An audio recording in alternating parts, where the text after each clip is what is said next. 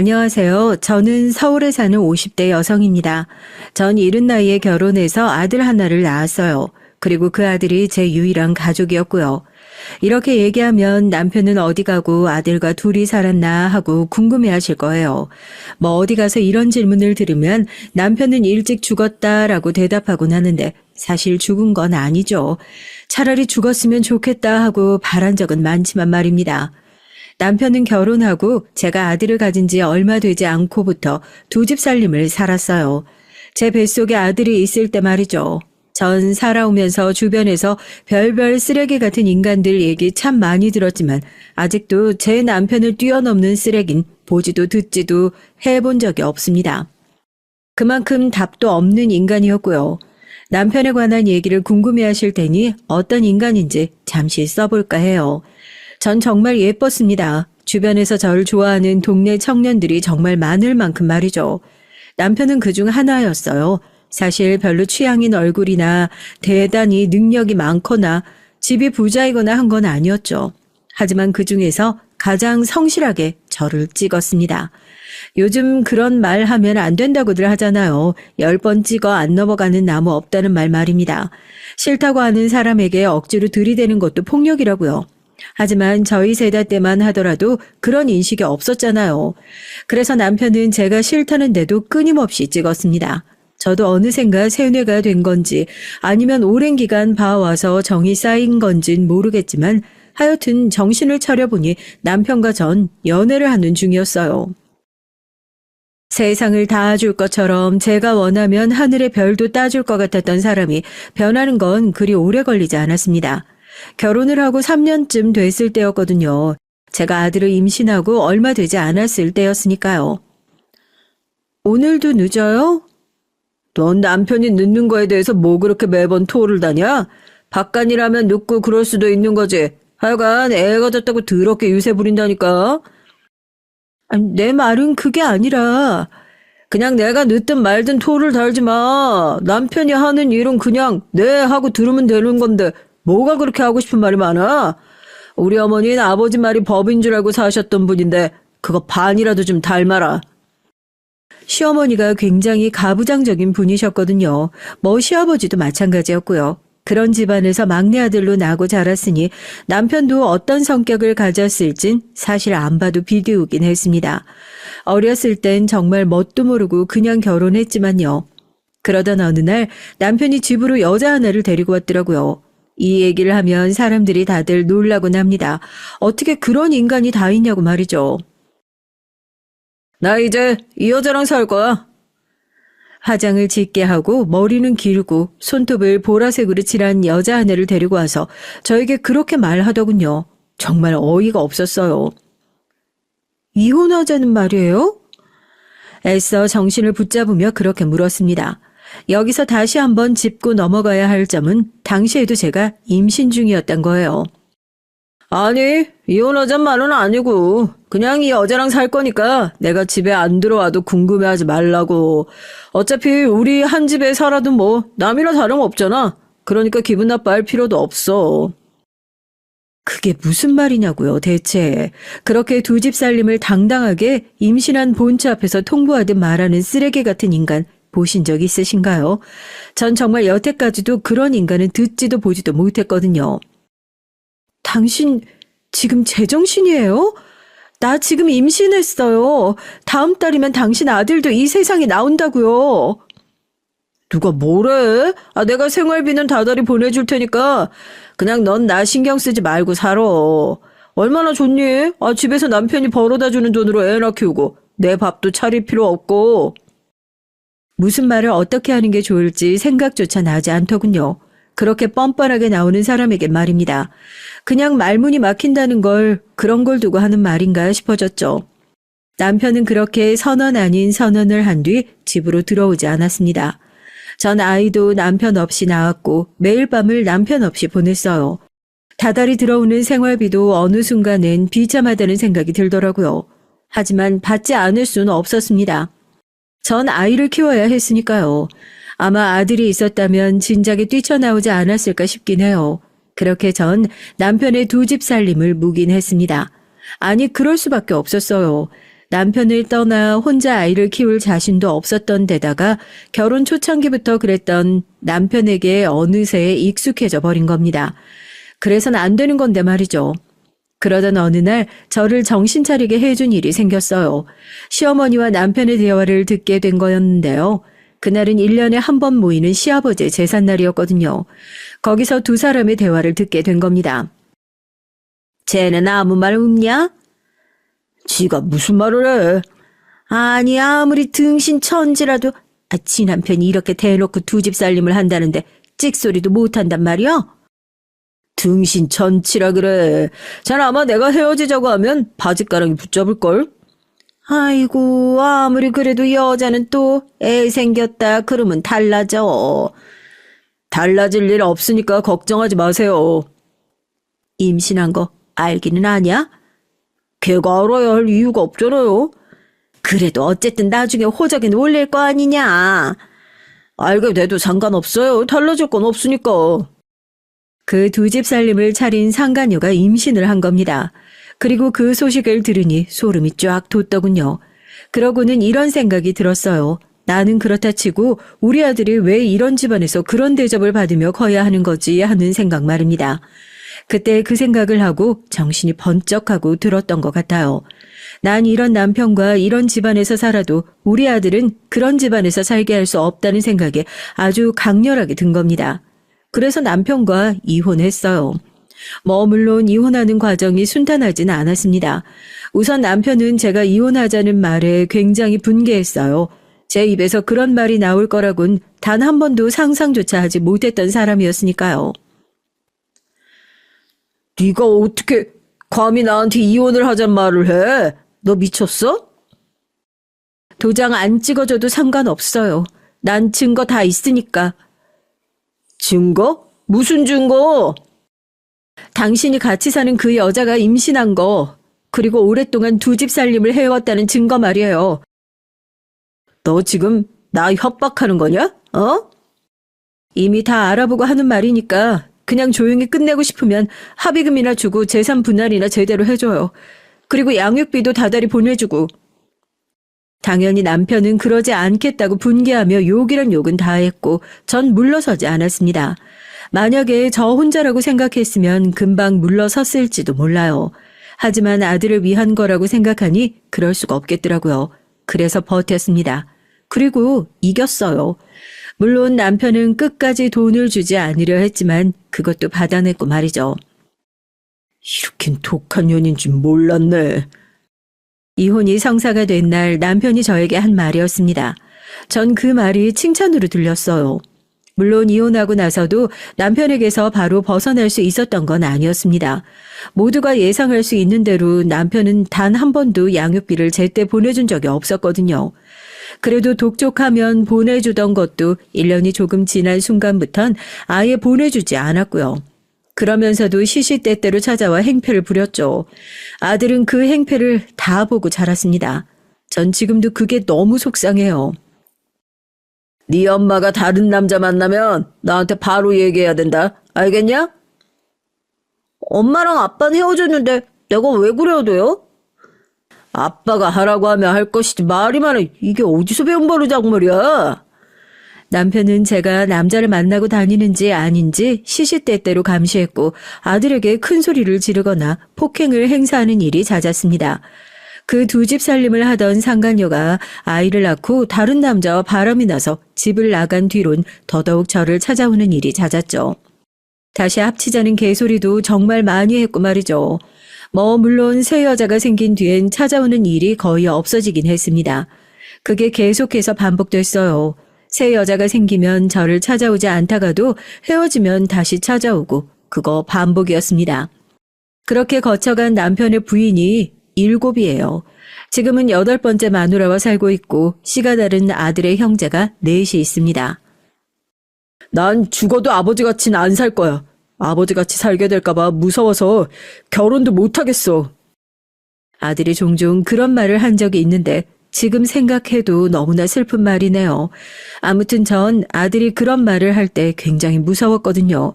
정말로 자신의 아버지 때문에 결혼할 마음이 없나 싶어서 말이죠. 서른이 다 되도록 연애를 한다는 말 한마디 없었기 때문에 그 불안함은 더더욱 극에 달했습니다. 하지만 정말 다행스럽게도 아들은 결혼을 하겠다며 여자 하나를 데리고 왔어요. 전 정말 너무 반가웠습니다. 그 누구라도 허락할 준비가 되어 있었거든요. 왜 아니겠어요. 결혼을 못할지 모른다고 생각했던 아들이 여자를 데리고 온 거니까요. 이 사람이면 결혼을 해도 되겠다 싶어서요. 그리고 아들의 말처럼 아들이 데리고 온 여자, 그러니까 지금은 제 며느리인 그 아이는 첫인상이 너무나 좋았습니다. 정말 참해 보였어요. 그리고 똑부러져 보였고요. 아들 아이는 공부를 참 잘했거든요. 어린 시절부터 엄마가 아버지에게 학대 아닌 학대를 당하는 걸 보고 자라서 그런지 엄마를 나중에 호강시켜줘야 한다는 생각이 무척 강했습니다. 그래서 말도 굉장히 잘 들었고요. 좋은 대학을 나와서 좋은 직장에 취직을 했습니다. 아들만 놓고 보면 정말 남부러울 것이 없긴 했죠. 남편이 그렇게 잘 자란 아들을 두고 자기를 닮아서 이렇게 잘났단 소리를 할 때면 아들은 거의 경기를 하며 말했습니다. 아버지처럼 안 크고 싶어서 발악하며 산 세월인데 그런 말 하시면 전 죽고 싶어지는데요. 뭐라고? 너 말 다 했냐? 이게 어디 아버지한테. 저한텐 단 한 번도 진짜 아버지셨던 적 없어요. 아들이 그렇게 단호하게 말한 뒤 남편은 아들을 찾아오는 일이 적어지긴 했던 것 같아요. 남편의 5 자식 중에서 저희 아들이 가장 잘된 케이스라 나중에 누울 자리를 봤던 것 같긴 합니다. 물론 아들의 빠른 손절로 그마저도 할 수 없게 됐지만요. 아무튼 아들은 자신의 아버지와 다른 삶을 살기 위해 평생을 노력해왔다고 봐도 무방합니다. 보는 제가 안쓰러울 만큼 말이죠. 그래서 결혼을 할 때도 저에게 다짐하듯 이렇게 말했어요. 어머니, 전 정말로 이 여자만 사랑하고 제 가정에 최선을 다할 겁니다. 그래, 난 네가 그럴 거라 믿어 의심치 않는다. 정말 최선 다할 거예요. 자신에게 말하듯 한 번 더 그렇게 되뇌는 아들을 보며 정말 많이 안쓰러웠던 기억이 있네요. 혹시나 자신도 자신의 아버지처럼 될까봐 겁내하고 있는 걸 제가 그 누구보다 잘 알고 있었거든요. 아들은 남편과 달랐습니다. 사실 전 그 누구보다 아들을 사랑하고 믿지만 그래도 마음 한구석엔 혹시나 자기 아버지 닮았으면 어떡하나 하는 걱정이 있긴 했거든요. 그런데 며느리와 결혼하고 아이를 낳고 자기 아내와 아들에게 잘하는 아들을 보면서 점점 그 걱정을 떨쳐냈던 것 같아요. 이제 드디어 오늘 사연을 쓰게 된 계기가 된 그 주인공에 대해 얘기를 시작할 때가 됐네요. 이 얘기의 주인공은 제 남편도 아들도 아니고 바로 며느리거든요. 며느리 때문에 이 사연을 쓰게 된 거니까요. 앞서 얘기했다시피 며느리의 첫인상은 무척이나 좋았습니다. 좋은 집안에서 나고 자라 좋은 직장을 다니는 그 누가 봐도 탐날 만한 1등 며느리감이었어요. 아들이 결혼을 하던 날 주위의 지인이나 친구들이 하나같이 정말 며느리 잘 본 것 같다고 네가 말년에 팔자가 핀 것 같다는 얘기를 다 했을 정도니까요. 그리고 저도 그렇게 생각했었습니다. 그런데 종종 쎄하다 싶은 순간들이 있긴 했어요. 예를 들면 이런 순간들이었습니다. 어머니, 그 옷 안 입으시면 안 돼요? 아, 왜? 이 옷이 이상하니? 이상한 것도 이상한 건데 좀 뭐랄까 없어 보여요. 가끔 이렇게 머리를 안 거치고 말을 하는 것 같을 때가 있었어요. 며느리가 어렸고 좋은 집안에서 나고 자랐기 때문에 그럴 수 있다 생각하려고 해도 정도가 지나친 경우가 있었습니다. 그러다 한 번은 아들에게 크게 한 소리를 들었던 적도 있었고요. 못 배운 사람처럼 말을 왜 그렇게 해? 못 배운 사람이라니 당신 말 다 했어? 그렇잖아. 어른한테 말 예의 바르게 하는 방법 못 배웠어? 그 문제로 제 앞에서 다툼이 일어났던 적이 있었는데 제가 몸둘 바를 모르겠더라고요. 그리고 괜히 저 때문인 게 아닌가 하는 생각도 들고 말이죠. 그래서 그날 이후론 며느리가 잘못하거나 해도 제가 감싸주거나 아들이 없는 곳에서 그러면 모른 척을 하곤 했습니다. 결혼하지 않겠다던 아들이 한 결혼을 그리고 노력해서 지켜오고 있는 가정에 저로 인해 문제가 생기는 건 정말 죽기보다 싫었거든요. 그렇게 몇 년이 시간이 흘렀습니다. 그동안 손주가 태어났고 자랐어요. 그리고 며느린 점점 더 되바라져 갔습니다. 보통 어른이 그렇게 자신의 허물을 덮어주고 최대한 잘해주려고 노력하면 그런 생각이 없다가도 들어야 하는 게 맞는 거 아닌가요? 하지만 며느린 하루가 다르게 막되먹은 아이가 되어가고 있었어요. 아니 어쩌면 원래 그런 아이였을지도 모르겠네요. 어머니, 저 열무김치 먹고 싶어요. 어머니, 그런 가방은 제발 밖에 나갈 때 들고 다니시지 말라니까요. 같이 다니는 제 체면도 생각해 주셔야죠. 쪽팔리잖아요. 어머님 그거 드셔도 되지만 우리 준우는 안 돼요. 피부가 민감해서 유기농만 먹는 앤데 어쩌다고 과자를 전에 말씀드렸잖아요. 안 된다고. 치매도 아니고. 저에게 반찬 심부름을 시키는 건 예사였고 같이 다니기 부끄럽다는 둥 하는 말도 서슴지 않았습니다. 하지만 그 중에서도 며느리가 가장 민감하게 생각하는 건 바로 손주였어요. 혹시나 손주의 입에 들어가는 거나 조금이라도 다치는 일이 생기면 눈을 뒤집고 화를 냈었습니다. 물론 아들이 없을 때 말이죠. 아들과 며느린 맞벌이를 했기 때문에 손주를 제가 봐줬었거든요. 어린 남자아이를 보신 적이 있는 분들 아시겠지만 그게 여간 힘든 일이 아니거든요. 게다가 전 나이도 많잖아요. 그런데 며느린 고맙다는 말은커녕 언제나 불만투성이었습니다. 그래서 한 번은 제가 이렇게 얘기했던 적도 있어요. 그렇게 걱정되면 사람을 쓰는 게 어떻겠니? 하고 말이죠. 제가 손주를 보기 싫어서 한 말은 절대 아니었습니다. 너무 사사건건 하나하나 다 마음에 들어하지 않으니까 그러면 마음에 차는 사람을 고용해라 라는 의미에서 한 말이었죠. 그런데 며느린 정색을 하더라고요. 어머니, 지금 어머니 손주 보기 싫어서 그러시는 거예요? 그 말이 아니라 네가 너무 내가 하는 걸 다 마음에 안 들어 하니까 하는 말 아니니? 그러면 어머님이 노력할 생각을 하셔야죠. 어이가 없더라고요. 너무 당연한 걸 요구하듯 하는 그 태도 말입니다. 물론 저도 좋은 마음으로 봐주고 있었고 그 누구보다 손주를 사랑했지만 그 말 한마디에 기분이 상하는 건 어쩔 수가 없었어요. 그리고 손주가 평소에 며느리에게 호되게 훈육을 받은 건지 저와 있을 땐 투정도 많이 부리고 뭐가 먹고 싶다고 떼도 많이 썼거든요. 그런 건 며느리가 못 먹게 하니까 더더욱 그랬습니다. 또 전 그런 손주가 너무 안쓰러웠고요. 당장 애가 원한다고 주고 그러시면 안 돼요. 애를 위해서는 안 주는 건데 그렇게 아무 생각하지 않고 주고 그러는 거 누가 못하냐고요. 제발 하지 말라는 건 좀 안 하시면 안 돼요? 몇 번의 고비가 있었고 며느리와도 고성에 오갈 뻔한 적이 없는 건 아니었지만 그래도 전 참았습니다. 제가 참으면 모두에게 평화가 올 거로 생각했거든요. 그리고 며느리가 말은 저렇게 해도 속으론 감사하다는 마음이 조금이라도 있겠지. 그리고 언젠간 알아주겠지. 뭐 그런 낙관적인 생각을 하기도 했고요. 그 생각이 와르르 무너지게 된 계기가 한 번 있었거든요. 자기 엄마, 그러니까 저에겐 안 싸돈 되는 분과 통화를 하는 걸 우연히 듣게 된 겁니다. 그렇다니까. 내가 답답해서 죽을 것 같아. 아무리 못 배워도 그렇지. 거기까지 듣고 누군가 저에게 찬물을 뿌린 것 같은 기분이 바로 들었어요. 제 얘기라는 걸 단번에 눈치챌 수 있었습니다. 저런 부모 밑에서 어떻게 그런 사람이 태어났는지 정말 미스테리라니까. 며느리가 아들을 정말 많이 사랑했거든요.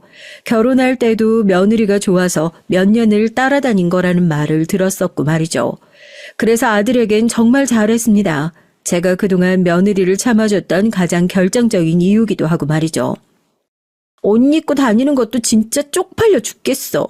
이젠 아들이 용돈도 주고 하면 그걸로 옷도 사 입고 하지. 치질이 궁상처럼.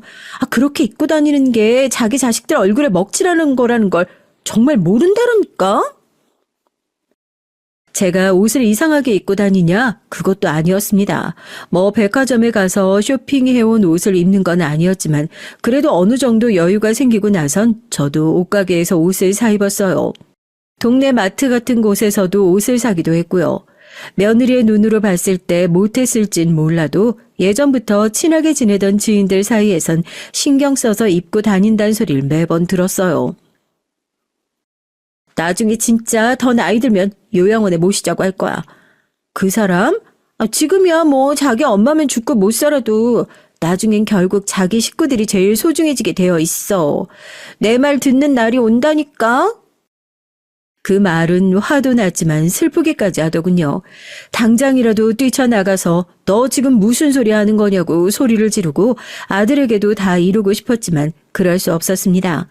아들의 성격상 며느리와 헤어지겠다고 할 게 뻔한데 전 제 손으로 아들의 가정을 깨는 짓만큼은 절대 하고 싶지 않았거든요. 그래서 전 정말 참고 또 참았습니다. 아마 그날 일이 아니었다면 전 아직도 참고 있었을지도 모르겠네요. 그날은 손주가 유독 저에게 어리광을 많이 부렸던 날이었습니다. 할머니, 나 햄버거 먹고 싶어. 그거 먹으면 안 되는 거야. 엄마한테 혼난다. 친구들은 다 먹어봤다는데 나만 못 먹어봤어. 손주가 거의 울 듯한 얼굴로 제 바지가랑이를 붙잡으며 조르더라고요. 손주가 있으신 할머니들은 아시겠지만 그렇게 조르면 할미된 마음으로 참 거절은 못합니다. 마음이 매우 약해지거든요. 그래서 손주에게 말했어요. 그러면 할머니가 사줄 테니까 엄마한텐 비밀로 해야 된다. 알겠지? 손주는 신이 나서 그러겠다고 하더군요. 전 걱정이 되긴 했지만 그래도 한 번인데 괜찮겠지 하고 생각했어요. 인스턴트 음식이나 패스트푸드를 먹이지 말라고 했던 것도 손주가 아주 어릴 때의 일이었고 이젠 어느 정도 컸다고 생각하기도 했고요. 하지만 아니었습니다. 어머니, 제정신이세요? 며느린 소리를 지르며 저에게 막말을 쏟아냈어요. 정말 미치셨어요? 정신이 나가신 거냐고요? 애가 너무 먹고 싶어 해서 한번 먹게 했다. 먹는다고 죽는 것도 아닌데 너무 그렇게 키우는 것도 안 좋아. 지금 절 가르치려 드시는 거예요? 며느린 기본적으로 절 굉장히 무시하고 있었기 때문에 저에게 그런 말을 듣는 걸 굉장히 욱했던 것 같아요. 지금 생각해도 제일 어이없는 게 그겁니다.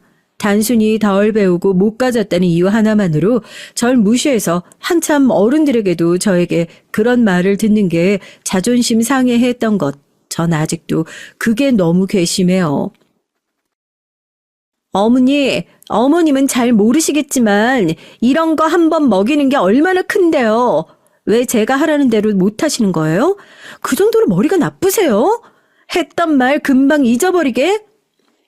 그런 말까지 들으니 너무 서럽더라고요. 내가 너한테 그런 말을 들을 정도로 잘못했니?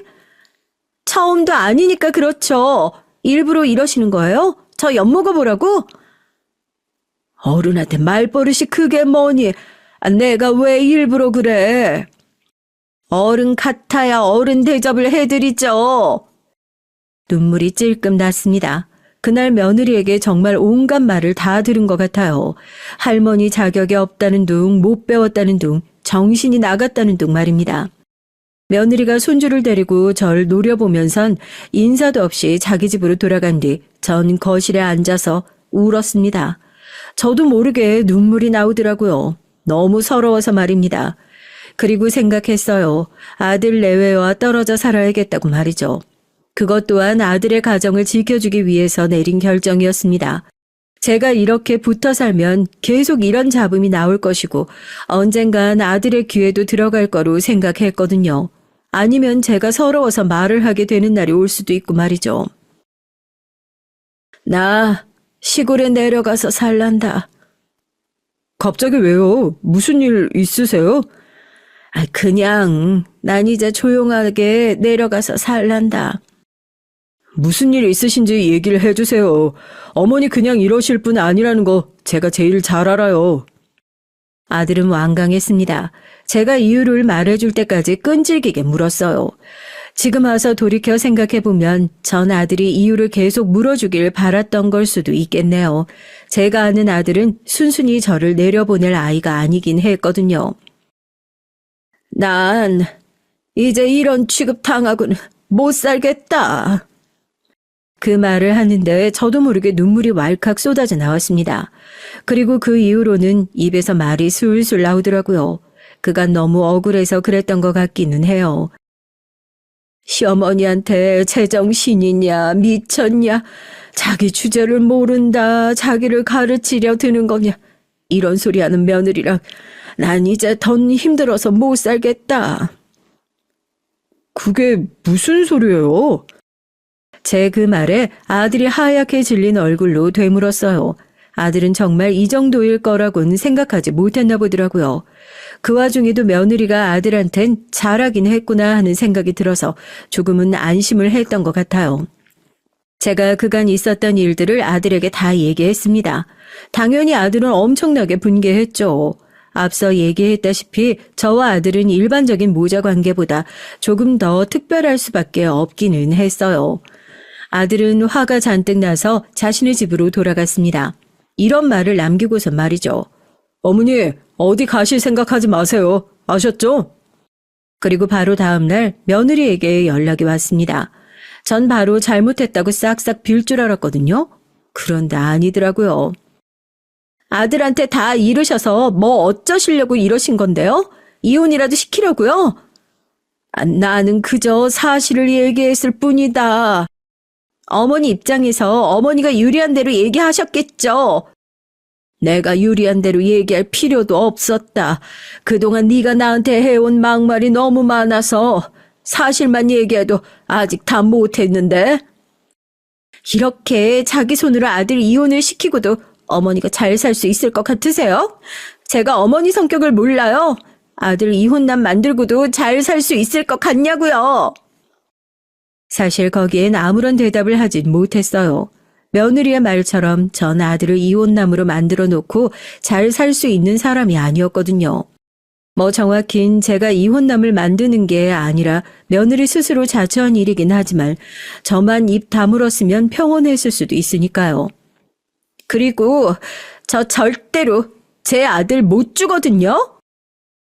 그리고 그 말도 제 심장을 쿵 하고 내려앉게 했습니다. 전 손주를 못 보고도 살 수 없었어요. 만약에 며느리가 손주를 데리고 가겠다고 하면 제가 막을 방법은 없었으니까요. 그래서 그 말에 겁을 먹은 건 사실입니다. 그리고 며느린 제가 겁을 먹었다는 걸 단번에 눈치를 챘고요. 이제 사태 파악이 조금 되세요? 어머니가 무슨 짓을 저질렀는지? 그땐 후회했던 것 같아요. 입을 다물 걸 왜 아들한테 다 얘기해서 이 사태를 만들었나 하는 후회 말입니다. 시골에 내려가기로 결심했으면 얌전히 조용히 내려갈 것이지 왜 입은 털어서는 괜한 아들 이혼남 만들게 생겨서 좋으시냐고요. 네? 이혼하자든? 네, 당장 갈라서자고 난리더라고요. 이제 어쩌실 거예요? 네? 어머니가 만든 사태니까 어머님이 수습하세요. 지레 겁이 났습니다. 그래서 저도 모르게 며느리의 뜻을 따라야겠다고 생각했던 것 같아요. 내가 어떻게 하면 되겠니? 노막 났다고 하세요. 뭐? 그게 아니면 지금 이 사태 어떻게 수습해요? 노막 났다고 아프다고 하고 요양원 들어가시라고요. 어차피 시골 가시려고 했잖아요. 그래도 그런 말을 어떻게... 그래야 그 사람이 믿죠. 지금 정말로 아들을 이혼남으로 만들려고 하는 거예요? 내가 보기엔 어머님은 노망이 맞으니까 딱히 거짓말도 아닌데. 그때였습니다. 너 미쳤어? 돌았니? 언제부터 듣고 있었던 건지 아들이 나타난 겁니다. 저도 저지만 며느리가 엄청나게 놀란 게 보였어요. 얼굴이 새하얗게 질려선 어찌할 바를 모르더군요. 며느리의 그런 모습은 처음 보는 모습이라 저도 놀랐었던 기억이 납니다. 여보. 그동안 어머니를 어떻게 대했는지 이거 하나만 봐도 알겠다. 뭐? 넌 그런 적이 없어? 어머니가 오해하신 거라고? 너 어디 그 말 다시 한번 해봐. 며느리는 아들에게 그렇게 얘기했나 보더라고요. 자기는 그런 적이 없다고, 어머님이 오해하신 거라고 말이죠. 뭐 저를 처음 찾아왔을 때만 하더라도 반성할 기미가 아예 없어 보였으니 그건 그다지 놀랄 만한 일이 아니긴 했습니다. 잘못했어요. 내가 진짜 정말 잘못했어요, 여보. 이제 와서 나보고 그 말을 믿으라고? 내가 지금 너 같은 며느리 때문에 그동안 마음고생하셨을 어머니 생각만 해도 피가 거꾸로 솟는데? 여보, 내가 분명히 얘기했지. 어머니한테는 잘하자고. 우리 어머니는 그럴 자격 있다고. 내 얘기 다 듣고서도 이러는 게 네가 사람이니? 제가 남편에게 어떤 일을 당했는지, 아들은 어떻게 키웠는지 그간의 얘기를 며느리에게 다 한 것 같더라고요. 아마 아들은 어머님을 잘해드리자는 의미에서 한 말이었겠지만 며느리는 그게 부끄러운 시댁의 모습이었던 거고 말이죠. 몰랐으면 모를까. 내가 안 이상, 그리고 본 이상 난 절대 이제 당신이랑 못 살아. 여보, 이혼만은 제발, 이혼만은 하지 말아요, 네? 조금 전까지 이혼을 빌미로 저에게 협박을 하던 모습은 온데간데 없이 절대 이혼만은 안 된다는 며느리를 보고 있자니 어이가 없기는 했어요. 이혼을 할 생각이 요만큼도 없으면서 저에게 그걸 무기로 협박을 한 거니까요. 어머님이 얘기 좀 해주세요. 저 이대로 이혼 못해요, 네? 한 번만 용서해 주시면 제가 정말 잘할게요. 앞으로는 절대 이런 일 없도록 할게요. 그러니까 저 사람한테 용서해달라고 딱 한마디만 해주세요. 네? 제발요. 손이 발이 되도록 빈다는 게 이런 걸 두고 하는 말이구나 하는 생각이 들 만큼 며느리는 저에게 싹싹 빌었습니다. 지금 이 사연을 들으시는 분들이라면 저를 바보 천치라고 생각하실 수 있겠지만 전 그런 거에 원래 마음이 정말 많이 약한 사람이거든요. 며느리에게 그 꼴을 당하고도 마음이 흔들릴 만큼 말입니다. 어머니한테 말도 걸지 마. 그리고 아들은 그 누구보다 저의 그런 성격을 잘 알고 있는 사람이었어요.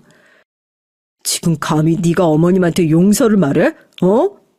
여보, 당장 나가. 전 아들이 그렇게까지 화를 내는 모습은 처음 봤어요. 자기 아버지한테도 그랬던 적이 없었거든요. 그런데 그렇게 소리를 지르더라고요. 나중에 아들에게서 들었는데 본인도 그날은 이성을 잠시 잃었다고 하더라고요. 눈앞에서 그런 장면을 봤으니 말입니다. 그날은 그렇게 마무리가 됐습니다. 며느리도 아들을 보고선 오늘은 더 이상 어떻게 해볼 도리가 없다고 생각한 모양이었어요. 울먹이더니 그대로 나가더라고요. 죄송합니다. 네가 왜 죄송하니? 제가 들여온 사람이니까요. 어머니 호강만 시켜드리려고 했는데. 아들은 한참을 고개를 숙이곤 흐느껴 울었어요. 사실 이런 아들의 모습을 바라볼 수 없어서 그동안 참아왔던 것 같다는 생각이 들었습니다. 그리고 며칠 뒤 며느리가 집으로 찾아왔어요. 그런데 이번엔 혼자가 아니었습니다. 사돈, 제가 면목이 없습니다. 자신의 어머니인 안사돈과 함께 절 찾아온 거예요. 그건 굉장히 곤란하더라고요. 가라고 할 수도 없고요. 제가 딸아이를 잘못 키워서 이런 일이 생긴 거니 한 번만 너그러이 용서해 주세요. 그동안 많이 넘겼습니다. 저도 저지만 아들아이가 너무 완강해서. 사실 그때까지만 하더라도 아들이 마음을 돌린다면 저도 마음을 돌릴 생각이었어요. 어른까지 와서 이렇게 사과하는데 저 같은 마음 약한 사람은 돌아설 수밖에 없거든요. 하지만 아들이 너무 완강했습니다. 당시엔 아들 앞에서 며느리 얘기도 못 꺼냈으니까요. 그래서 용서를 못 해주시겠다는 건가요? 전 며느리가 진심으로 잘못했다고 생각하고 반성하면 받아줄 생각이 있습니다. 그런데 아들아이가 말도 못 꺼내게 하니 거기까지 말했을 때였습니다. 아니 진짜 이 집안 식구들은 끝까지 자기 주제들을 모르네. 갑자기 안사돈의 태도가 180도 달라지더군요. 조금 전까지와는 다른 얼굴과 다른 말투였습니다. 제가 몹시 당황해서 말을 더듬었어요. 아니 지금 그게 무슨... 우리 쪽에서 이만큼 굽히고 들어왔으면 정도껏 받아줘야지. 주제를 몰라도 너무 모르지 않아요? 박사방도 사돈도. 우리 아들이 무슨 주제를 모른다는 건가요? 저를 욕해도 아들을 욕하는 건 참을 수 없었습니다. 그 어디에 내놔도 자랑스러운 아들이었으니까요. 그리고 그렇게 되기까지 본인이 얼마나 노력을 해왔는지 제가 그 누구보다 잘 알고 있었고요. 하여간 처음부터 마음에 안 들었어. 없이 산 주제에 가진 거라곤 본인이 좀 잘난 거밖에 없으면서 자존심 안 굽히고 고개 빳빳이 들고 있는 거. 앞서 얘기했지만 사돈댁과 저희 집은 차이가 조금 나기는 했습니다. 사돈댁은 따지면 중산층 이상 되는 집안이었고 저희 집은 서민층 그 이하였으니까요. 우리도 싫습니다. 우리도. 이혼한다면 우리도 두 팔 들고 환영이라고요. 엄마! 그런데 얘가 죽고 못 살겠다니까. 지 남편 아니면 안 된다니까. 내가 이렇게 고개까지 숙이고 들어오는 건데 진짜 너무 주제를 모르고 나대네. 우리 집 같은 사돈 다시 볼 수 있을 것 같아요. 네? 기가 막혔습니다. 며느리의 그 몰상식하고 막대먹은 성격이 어디서 왔는지 단번에 알 수 있겠더군요. 뭐 하긴 보고 자란 게 있으니 그렇게 행동했던 거겠지만 말입니다. 너도 일어나. 뭐 좋은 걸 더 보겠다고 이 그지 같은 집안에 붙어 있겠대. 너 지금 당장 재혼해도 박서방보단 더 좋은 사람 만날 수 있어. 나도 싫어. 이혼해. 안사돈이 그렇게 소리치고 밖으로 나갔고 며느리가 제 눈치를 한번 보더니 자신의 엄마를 따라 나갔어요. 그리고 전 멍하게 앉아서 그 모든 상황을 지켜보고 있었고요. 그 사달이 나고 얼마 지나지 않아 아들아이와 며느린 이혼을 했습니다. 아들이 이 모든 사실을 알고 나서 처가를 찾아가 한바탕 한 것 같더라고요. 다시 만났을 때 며느리와 안사돈이 그전에 비해서 태도를 조심하는 걸 보고 그랬다고 짐작만 할 뿐 정확한 얘기는 듣지 못하긴 했어요. 하지만 나중에 변호사를 통해 아들이 요구한 조건을 그쪽에서 다 맞춰줬다고 하는 걸 봐선 뭔가 그럴 수밖에 없는 일이 있긴 했구나 하고 짐작만 할 뿐이지 말이에요. 전 그렇게 며느리와의 인연이 완전히 끝났다고 생각했어요. 더 이상 볼 일이 없을 거라고요. 그리고 이혼하고 나면 큰일이 나는 줄 알았는데 그전보단 전 훨씬 더 잘 지냈죠. 아들도 그래 보였고 손주도 자기 엄마를 찾는 일이 거의 없었고요. 그렇게 평화로운 일상을 보내던 어느 날이었습니다. 전화 한 통이 걸려왔어요. 발신자를 보고 깜짝 놀랐죠. 안사돈이었거든요. 드릴 말씀이 있어서 전화했어요. 그렇게 말하는 안사돈의 목소린 어딘가 상당히 당당한 느낌이 들었습니다. 자랑하려는 듯한 뉘앙스도 있어 보였고요. 그리고 그 느낌은 적중했습니다. 우리 애 결혼하거든요. 며느리가 재혼한다더군요. 이혼을 한 지 1년이 채 지나지 않은 시점이었거든요. 나중에 알고 봤더니 안사돈이 며느리를 재혼시키기 위해서 정말 백방으로 선자리를 알아보고 다닌 모양이었습니다. 상대도 재혼남인 것 같았고요. 그 소식 전해주시려고 연락하셨어요? 아무래도 알고 계셔야 하지 않을까요? 그리고 혹시나 불쑥 찾아오거나 연락을 하거나 하는 일은 앞으로 조심해달라는 차원에서 미리 얘기를 드려야 할 것 같기도 했고요. 네, 알겠습니다. 전 정말 아무런 감흥이 없었거든요. 며느리가 재혼을 하든 말든 상관이 없었습니다. 아니, 오히려 좋은 소식이라고 생각했어요. 아들은 제가 모른다고 생각했겠지만 며느리가 종종 술에 취해서 아들에게 전화를 해온다는 걸 알고 있었거든요. 이제 그런 귀찮은 일은 하지 않겠거니 싶어서 오히려 반가웠습니다. 뭐, 더 하고 싶은 말 없으세요? 제가 아무런 반응이 없자 안사돈은 조금 당황한 듯 그렇게 물었습니다. 아, 축하드려요. 혹시 축하를 바라는 건가 싶어서 축하한다고 했어요. 그런데 어쩐 일인지 안사돈은 그 축하한다는 말에 욱한 것 같더라고요. 나중에 생각해보니 자기는 자랑하고 제가 약에 오르길 바랬는데 제가 그런 반응이 아니자 되려 본인이 약에 오른 것 같았습니다. 한의사예요. 아, 네, 그러시구나. 돈도 잘 벌고 집안도 그쪽 집안보다 훨씬 더 좋고요. 전화위복이란 말이 있잖아요. 지금 이 사위를 만나려고 박서방을 만난 거로 생각하면 뭐 그쪽이랑 사돈 맺었던 것도 그렇게까지 거지 같은 일은 아니라고 생각하기로 했습니다. 그쯤에선 일부러 기분 나쁘라고 하는 말임을 저도 눈치챘기 때문에 오히려 기분 나쁘지 않았던 것 같아요. 네, 그거 참 잘된 일이네요. 이번엔 잘 참았으면 좋겠네요. 축하한다고 전해주세요. 그런 제 말에 한동안 아무 말이 없더니 그대로 전화를 끊어버린 걸로 봐선 정말 그랬던 모양이었습니다. 그리고 한동안 또 소식을 들을 수 없었어요. 뭐 결혼해서 잘 사나 보다 했습니다.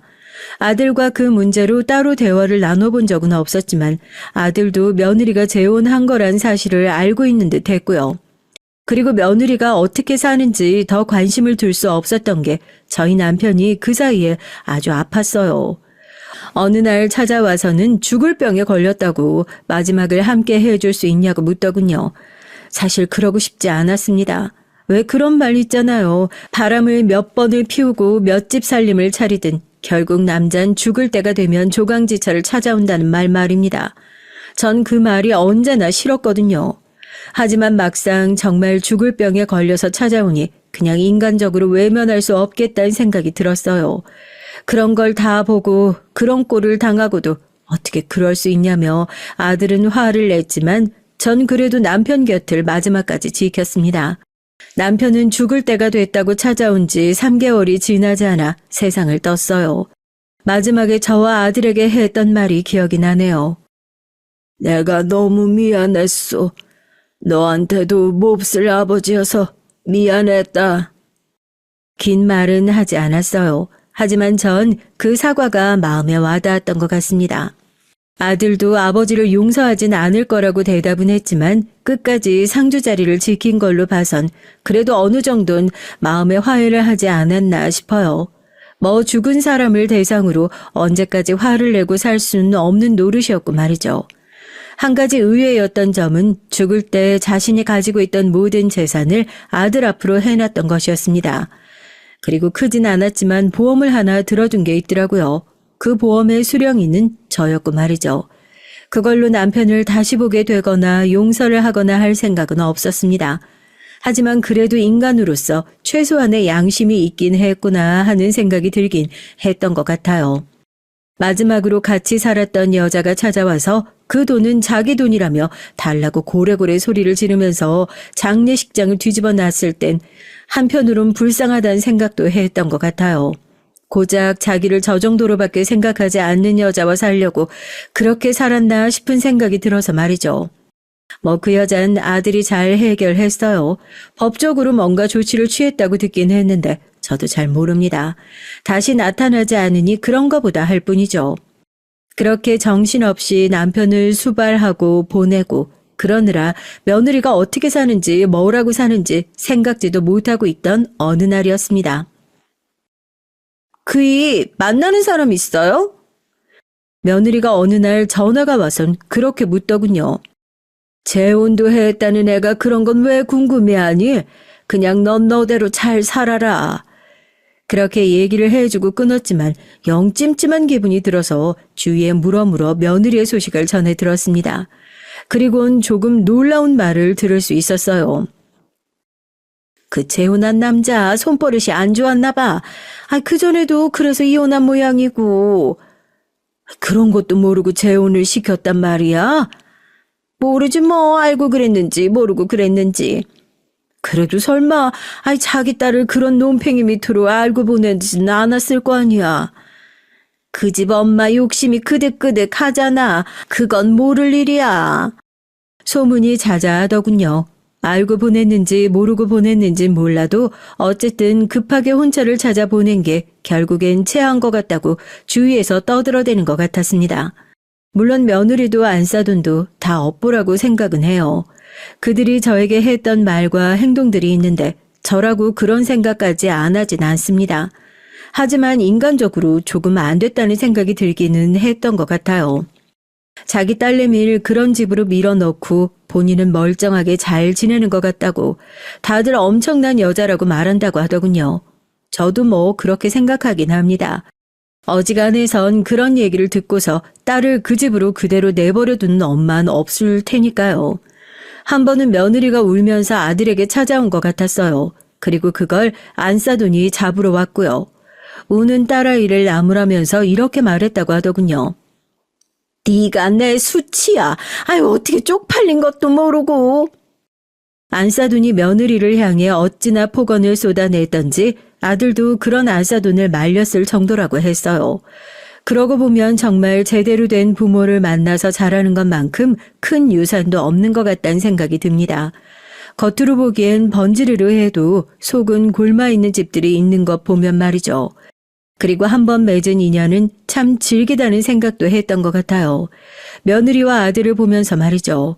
이혼하면 끝이라고 생각했는데 그러지 않았고 결국 마지막에 저를 찾아온 남편을 봐도 말입니다.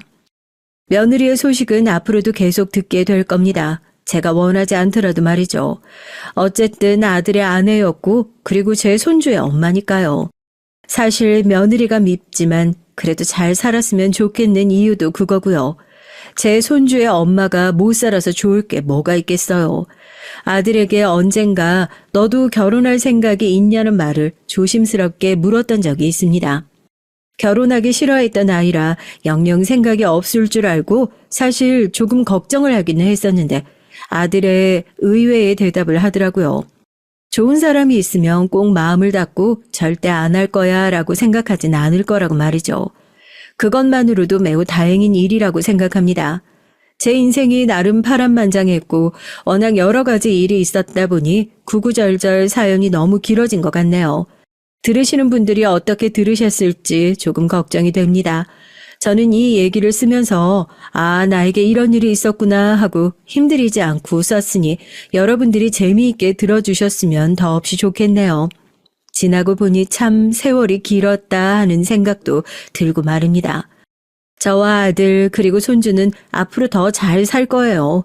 행복해지도록 매일매일 노력하면서 말이죠.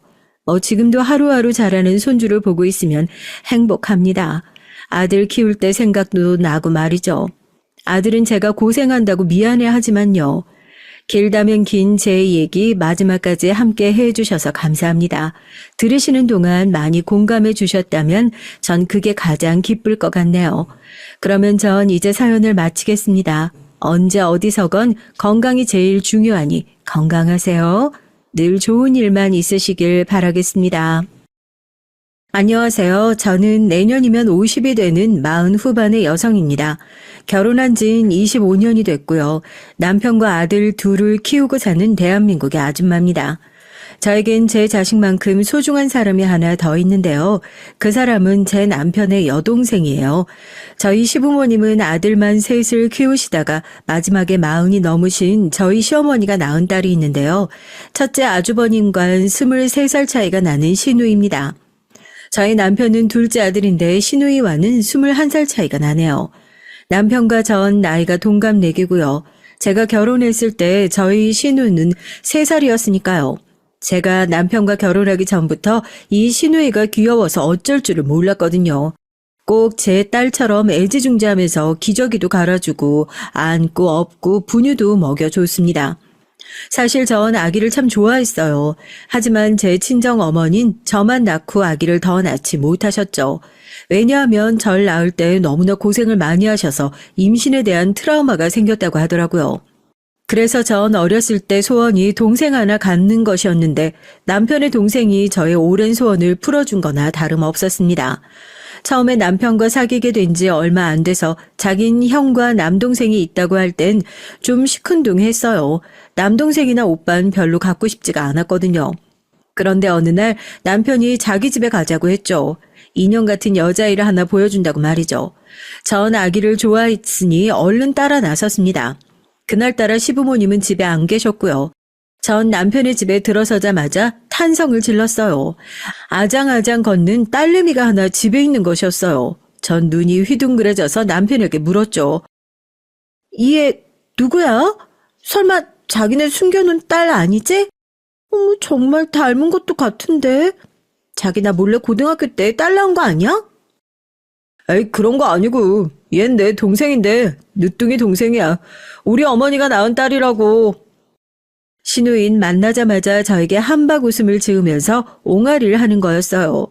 전 그 애를 자주 만나 돌봐주면서 언니라는 말을 가르쳤고 얼마 지나지 않아서 우리 신우이에게 푹 빠져서 지냈습니다. 결혼하고 나서도 신우이를 마치 딸처럼 대하고요. 신우이가 사달라는 것이나 먹고 싶다는 건 다 사주는 엄마처럼 딸바보가 돼서 신우이를 키웠어요. 신우이도 시댁 본가보다 신우이가 저희 집에서 자는 일이 더 많아지자 왠지 좀 서운하다고 말씀하실 정도였죠. 신우인 시부모님들께도 늦둥이 딸로 아주 귀여움을 받으면서 자랐거든요. 그런데 전 남편과 사귀다가 23살에 뱃속에 우리 큰아들이 먼저 생기는 바람에 결혼식은 못하고 시댁에 들어가서 살게 됐습니다. 저의 시부모님은 대학 다니면서 어떻게 임신을 할 수 있냐면서 절 호되게 혼내시고 우리 아들이 돌 지나기 전까진 마음을 풀지 않으셨죠. 집에서 캐리어 한 개만 가지고 쫓겨난 전 남편에게 눈물을 흘리면서 임신 사실을 밝혔습니다. 그랬더니 남편이 저에게 걱정 말고 자기 집에 가서 아기 낳자고 말을 해줬어요. 자기 아이니 책임지고 결혼도 하겠다고 하더라고요. 전 그때만큼 남편에게 고마웠던 적이 없었습니다. 너무 걱정하지 마. 우리 엄만 자기한테 뭐라 하시지 않을 거야. 내가 우리 엄마한테 자기 뱃속 아기 낳고 나서 대학 졸업은 할 수 있도록 부탁드려 볼게. 아이고 얼마나 마음고생이 심했니. 우리 집에 와서 지내고 손주 낳을 때까지 시엄마가 돌봐줄게. 동수방에서 같이 지내면 되겠구나. 우리 큰아들은 군대 갔고 막내 아들은 고등학생이니까 밤 11시나 돼서야 집에 들어올 거다. 그러니까 내 집처럼 생각하고 지내렴. 네가 마음 편해야 뱃속 아기도 행복할 거 아니니? 전 우리 어머니처럼 시어머니도 저를 혼내고 거절하시면 어쩌나 하고 걱정을 많이 했어요. 하지만 시어머니는 절 따뜻하게 품어주시고 아이를 낳고 나선 육아도 거의 맡아 해주시는 등 절 많이 배려해 주시고 딸처럼 생각해 주셨습니다. 그래서 제 시누이와 함께 제 아들도 시댁에서 어린 시절을 보내게 됐죠. 그러다가 시아주버님이 제대하고 막내 도련님도 대학에 들어가자 시댁에서 차로 10분 거리에 있는 방 2개짜리 오피스텔로 분가를 하게 됐어요. 그땐 제 아들의 돌잔치를 하고 난 후라서 저희 친정 부모님들도 우리가 첫 신혼집을 얻는데 돈도 보태주시고 손주도 낳길 잘했다면서 좋아하셨습니다.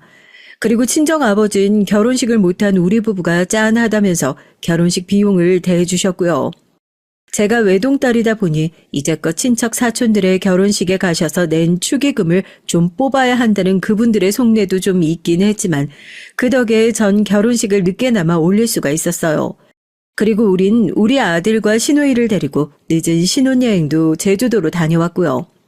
제 첫째 아들을 우리 시누인 동생처럼 여기면서 아주 좋아했거든요. 그래서 우리들이 신혼여행 갈 때도 시누인 2박 3일 동안 떼를 쓰면서 같이 가게 해달라고 시어머니를 졸랐습니다. 시누이의 그 고집과 떼에 우리 시어머니는 두 손 두 발 다 드시고 말았죠. 아이고 동수야, 내가 미안한데 너희 아들 돌보는 것도 힘든 줄 알지만 동이 좀 데리고 가라. 얘가 얼마나 우는지 밥도 안 먹고 떼를 쓰는데 아유, 이러다 병원에 실려갈까봐 내가 걱정이 돼서 살 수가 있어야지. 어머니, 너무 걱정 마세요. 제가 잘 돌보고 같이 놀다 올게요. 우리 아가씨가 제 말은 잘 들으니까 걱정 마세요. 무사히 잘 있다 오겠습니다. 제가 임신을 했을 때 시어머니가 저를 거두어 주신 은혜를 생각하면 이 정도는 받아줄 수 있었습니다. 전 그만큼 우리 시누이를 가족같이 생각했어요. 우리 사이엔 보통의 신우 올케 사이처럼 말싸움을 한다거나 신경전을 할 일이 없었습니다. 애초에 그럴 나이 차이도 아니고요. 시어머니도 마음씨 좋으시고 시누인 내 딸 같으니 전 친구들을 만나도 부러움을 한 몸에 받았죠. 세상에 그런 시댁은 없을 거라면서 친구들은 저한테 시집 하나는 정말 잘 갔다고 부러워하고 넌 정말 시댁에 고마운 줄 알아야 된다고들 하더라고요. 신혼여행을 가서 제주도에서 전 둘째 아들을 가지게 됐습니다. 첫째 아들과 둘째 아들은 2살 차이가 나죠.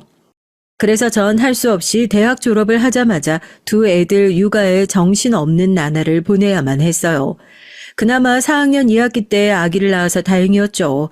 그래서 전 사실 한 번도 어디 회사의 신입사원으로 들어가 본 적이 없습니다. 저희 친정엄만 두고두고 그 얘기로 지금도 저를 괴롭히시긴 하지만요. 전 마음씨 좋은 시어머니가 있으니 괜찮았습니다. 남편은 제가 둘째를 낳은 것을 본 뒤 바로 군대에 갔고요. 4학년 한 학기를 남겨둔 시점에서 군대를 간다는 건 아무래도 부담이 될 일이었지만 남편은 빨리 군대 문제를 해결하고 와서 취업에 매진하고 싶다고 했어요. 자기는 이제 두 아이의 아버지니까 그만큼의 책임감이 든다고 하더군요. 남편이 제대하던 해에 둘째도 2살이 됐고 남편은 갖은 아르바이트를 전전하면서 취업 준비를 병행했어요. 아들이 둘이나 있으니 먹는 것도 입는 것도 돈이 너무 많이 들고 아이들의 유치원비며 학원비가 많이 나가기 시작했습니다. 그래서 남편은 시아버지가 운영하시는 고깃집에서 불판도 닫고 배달도 하면서 우리 가게를 꾸려 나가게 됐어요. 처음에 시아버님은 그냥 한 달에 얼마씩 돈을 줄 테니 취업 준비나 잘 하라면서 남편을 설득시키려고 했습니다. 하지만 남편은 독립심을 키워야 한다고 하면서 시아버님이 운영하시는 고깃집이 아니라도 아르바이트는 계속 할 거라고 고집을 부렸어요. 자기가 제대로 된 회사 들어가야 나도 안심하고 시부모님도 좋아하시지. 그러니까 나중에 갚을 생각하고 그냥 취업 준비만 하면 안 돼? 아니야. 그래도 난 결혼도 했고 이젠 징징거릴 때가 아니잖아. 부모가 됐는데 여전히 부모님께 손을 벌려서 되겠어? 난 자존심이 있지. 그렇게 못해. 네, 남편의 생각은 참 갸륵하고 올바른 생각이긴 하죠. 하지만 저와 애들에겐 남편이 벌어오는 돈만으론 생활이 잘 되지 않았어요. 그래서 전 친정 엄마에게 전화해서 손을 벌릴 수밖에 없었습니다. 저희 어머니는 가끔 집에 와서 저 대신에 애들을 돌봐주시거나 반찬과 김치를 가져다 주셨죠. 1년 동안 그렇게 하고 나니 남편은 어느 광고회사에 취직을 하게 됐습니다. 아마 졸업생들 중에 최연소로 27에 취직을 하게 되어 남편은 너무나 기뻤죠. 저도 물론 좋았고요. 다행히 취업 준비에 긴 마라톤을 할 정도로 남편이 눈이 높지가 않았던 게 성공의 비결이었습니다. 남편은 안정된 직장이 급했고 연봉이나 직장의 혜택을 고를 수 있을 만큼 여유가 있진 않았거든요. 그래도 어쨌든 아르바이트비보단 연봉이 높았으니까요. 그동안 저의 시누인 초등학교를 졸업하고 중학교도 들어갔죠. 저도 애들 키우느라 정신이 없었고 시어머니도 하나 남은 시누이를 육아하시느라고 저희 집과 시댁은 걸어서 10분 거리였지만 그리 자주 왕래하진 못했습니다.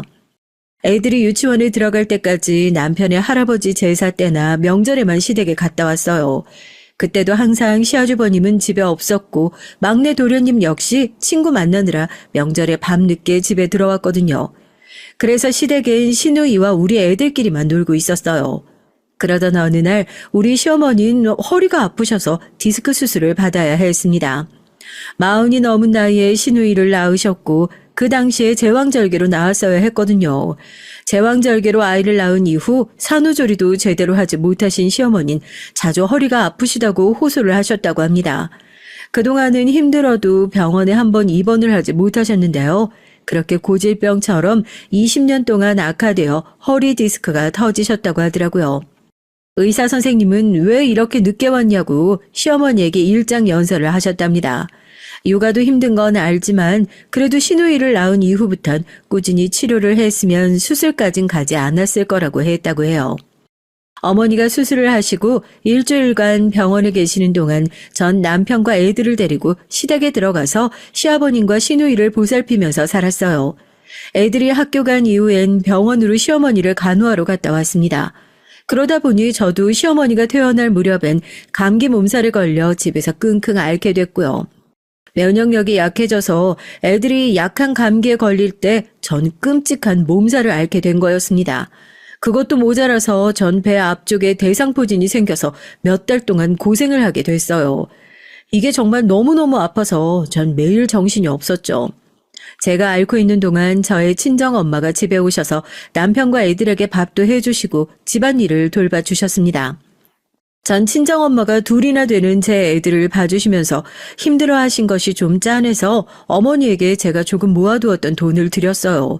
일주일 정도 우리 집에서 먹고 자고 하시면서 애들도 돌봐주시고 남편에게 밥도 해주시고요. 절 데리고 병원도 다녀오신 어머니는 그 일주일이 지나자 갑자기 확 늙어버린 것 같더라고요. 그래서 감사의 의미로 50만 원을 드렸습니다. 그러나 어머니는 손사래를 치시면서 그 돈을 저에게 다시 쥐어주셨어요. 예, 됐어, 정말. 네가 딸이니까 해준 일이지. 내가 돈 벌었으면 너희 집까지 왔겠니? 그냥 넣어둬. 애들 맛있는 거나 해주는데 보탰어. 아니야, 엄마. 그래도 엄마도 힘드신데 나 때문에 일부러 우리 집까지 와서 고생하셨잖아요. 이 돈 받아야 다음에 나도 또 급한 일 있을 때 엄마한테 도와달라고 말할 수 있지.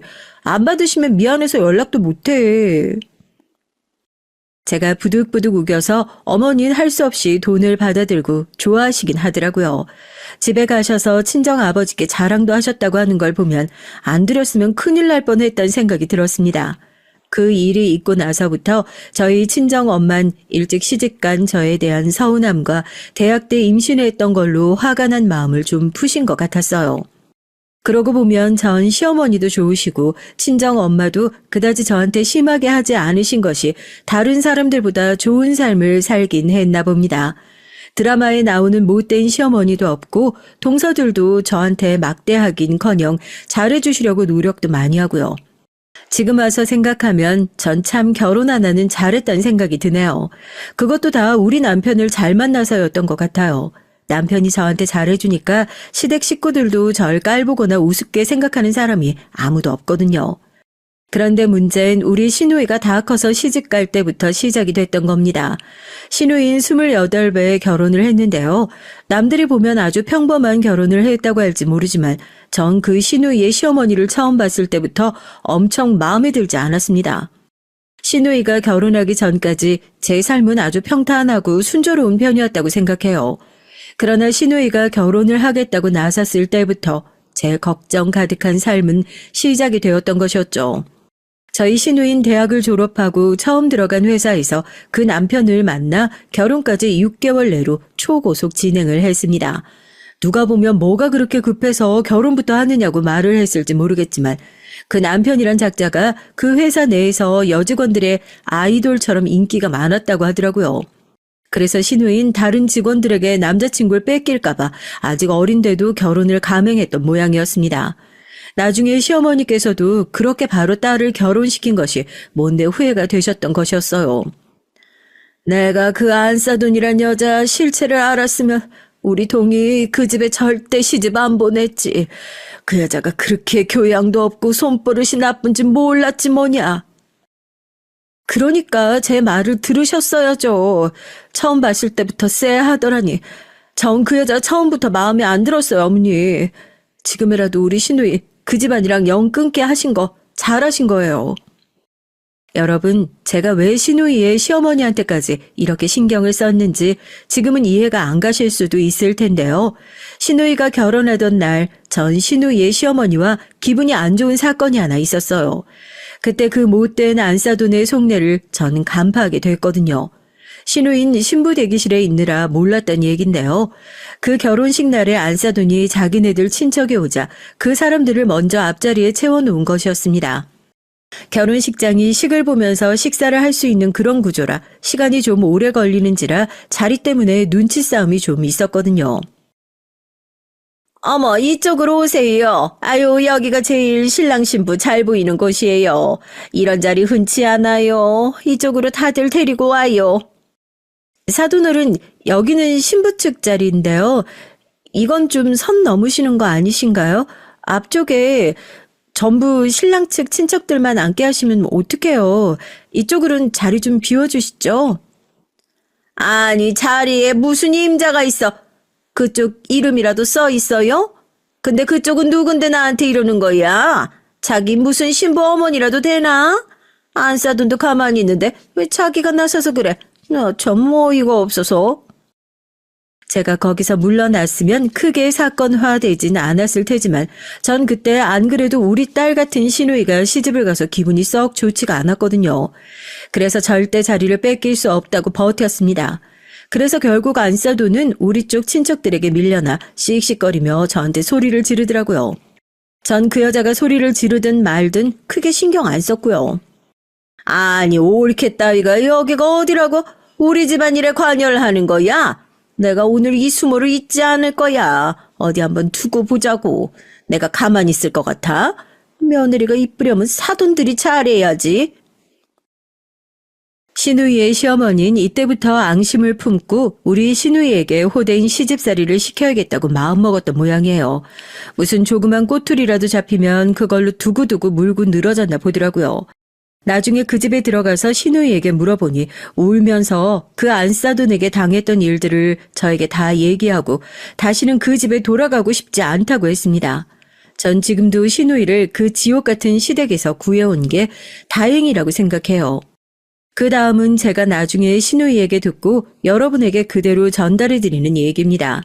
신우이 시점에서 들어보시는 게 좋을 것 같아요. 결혼식 때부터 이렇게 신우이 시어머니와 삐걱거리던 전 신혼여행에서 돌아온 신우이에게 따로 만나서 충고를 했어요. 아가씨, 내가 아가씨 결혼을 이렇다 저렇다 평가하고 싶진 않지만 만약에 시어머니가 아가씨한테 못되게 굴면 절대 참지 말고 이 언니한테 다 얘기해야 돼. 알았지? 아가씨는 내 딸 같은 사람이니까 어머니한테 말 못하는 것들도 언닌 다 들어줄 테니까. 저 시어머니 관상이 정말 못됐어. 아직 어머님이랑 무슨 일이 있지도 않았는데 벌써 이런 얘기 들으면 전 시어머니에게 편향적인 시각이 생길 수밖에 없잖아요. 언니 걱정 말아요. 내가 잘 해드리면 시어머니가 꼬투리 잡을 일도 없으실 거 아니겠어요? 그런 생각을 하다니 참 순진하기도 하죠.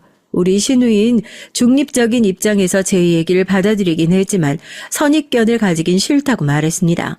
이건 역시 마음씨 고운 우리 신우이의 성격을 알기에 전 일단 알겠다고 말하고 물러났어요. 하지만 정말 1년도 되지 않아서 신우인 눈물바람을 하면서 저에게 전화도 하고 우리 집에 달려오기도 하는 등 안사돈의 시어머니 노릇을 저에게 말하게 됐습니다. 그 안사돈의 만행을 일일이 열거하자면 이 지면을 다 써도 모자라겠더라고요.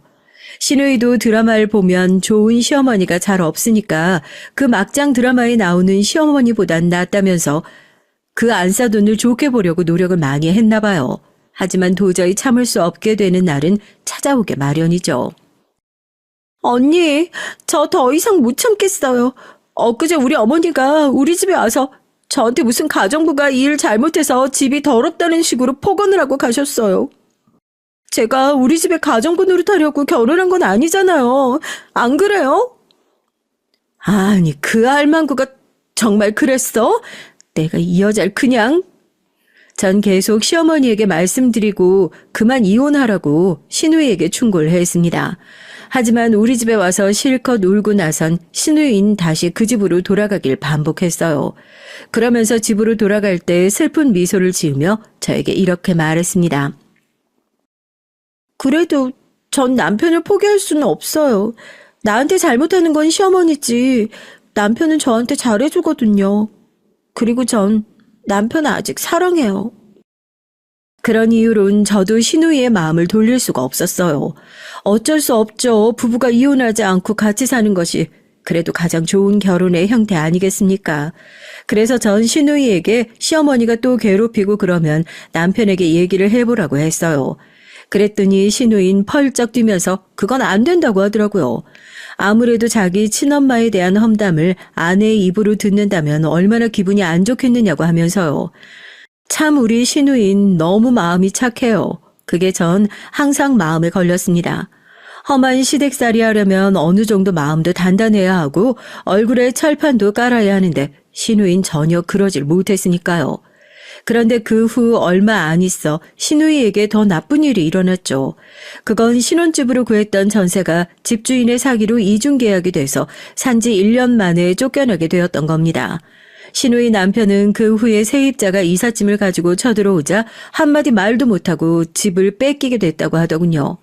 그러면서 연락을 다 끊고 도망간 집주인을 경찰에 신고하고 내용 증명도 보냈어요. 하지만 집주인과 뒷거래한 그 세입자는 당당하게 자기도 그 집에 대한 권리가 있다면서 빨리 집을 빼달라고 신우이와 그 남편을 못살게 굴었다고 하더군요. 그래서 신우이 부부는 어쩔 수 없이 시댁으로 들어가 살게 됐습니다. 시누이인 사이가 껄끄러운 시어머니와 사는 것이 정말 싫었지만 그 사실을 하나도 모르는 시누이 남편은 시누이에게 한마디 상의도 안 하고 가구 가전을 모두 팔아버리고 시댁으로 갔다고 하더군요. 시누이인 그런 남편의 두 얼굴을 보는 것이 너무 두려웠답니다. 아무리 급하기로써니 시댁으로 갈 때 자기 아내의 의견은 하나도 안 듣고 자기 마음대로 할 수는 없는 거잖아요. 전 그때 시누이가 좀 더 강경하게 시댁으로 들어가기 싫다고 했어야 하는데 자기 주장을 못했다는 게 정말 답답하더라고요. 안 그래도 시를 시어머니와 동거라니 말도 안 되는 일이잖아요. 시어머니랑 사이가 좋았다가도 시댁에 들어가 살면서 틀어질 수 있는 게 고부간인데요.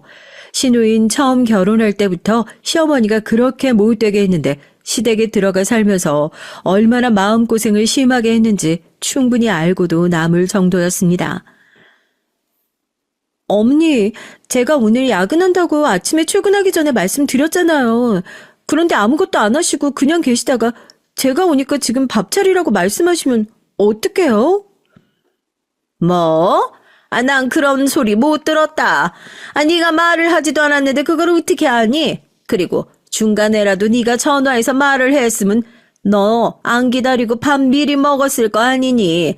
넌 시댁에 얹혀 살면서 어떻게 그렇게 네 멋대로 하니? 어머니, 정말 치매 걸리신 거 아니세요?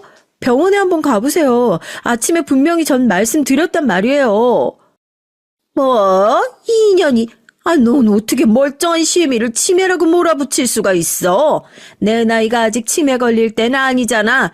네 년이 건망증이지. 난 치매 절대 아니다. 우리 아들 오면 내 너 같은 년이랑 헤어지라고 말할 거야.